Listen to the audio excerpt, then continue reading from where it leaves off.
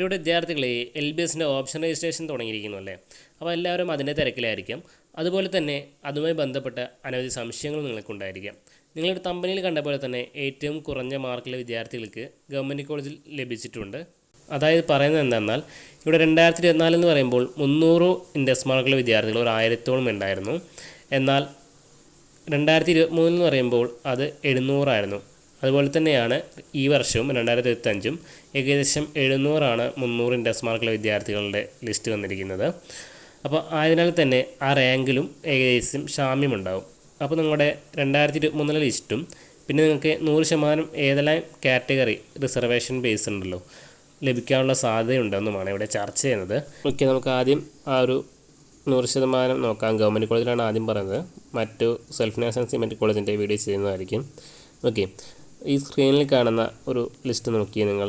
നമ്മുടെ സിമെൻറ്റ് കോളേജിന് 50%, പിന്നെ EWS കാറ്റഗറിക്ക് 10% അങ്ങനെ നൽകിയിരിക്കും. അതായത് നമ്മുടെ ഗവൺമെൻറ് കോളേജിൽ ഞാൻ പറഞ്ഞുവല്ലോ 1090 സീറ്റുണ്ട്.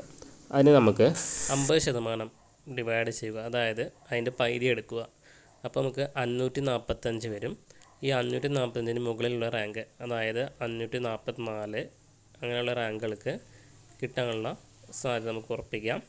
അതുപോലെ തന്നെ നമ്മുടെ ബാക്ക്വേർഡ് ആയിട്ടുള്ള കാറ്റഗറി അവയ്ക്കും അതേ പേഴ്സൻറ്റേജ് ഉണ്ട്. അത് നിങ്ങൾ ആ പേഴ്സൻറ്റേജ് വെച്ച് ഡിവൈഡ് ചെയ്യുക.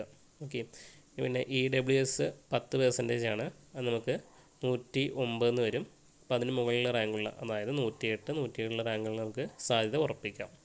അതുപോലെ ഓരോ പേഴ്സൻറ്റേജ് നിങ്ങൾ കാൽക്കുലേറ്റ് ചെയ്യുക, നിങ്ങളുടെ റാങ്കുമായി കമ്പയർ ചെയ്യുക. ഓക്കെ, ഏതൊക്കെ കോളേജ് കൊടുക്കാമെന്ന് നമുക്ക് അടുത്ത് നോക്കാം. ഓക്കെ, അതിനായി ഞാൻ ഇവിടെ 2023 ലിസ്റ്റാണ് പറയുന്നത്. അതായത് 2023 ലാസ്റ്റ് ഇൻഡെക്സിൻ്റെ ലിസ്റ്റ്. ഈ ലാസ്റ്റ് ഇൻഡെക്സ് മാർക്ക് ബേസ്ഡ് വിദ്യാർത്ഥികൾ ലഭിച്ചതാണ് പറയുന്നത്. അപ്പോൾ ഇവിടെ 210.84 എന്ന് കാണാം. ഇത് നമ്മുടെ ST റിസർവേഷൻ ലഭിച്ച ഒരു കുട്ടികൾ ലിസ്റ്റാണ്. ഈ കോളേജ് വരുന്നത് എറണാകുളം കോളേജാണ്.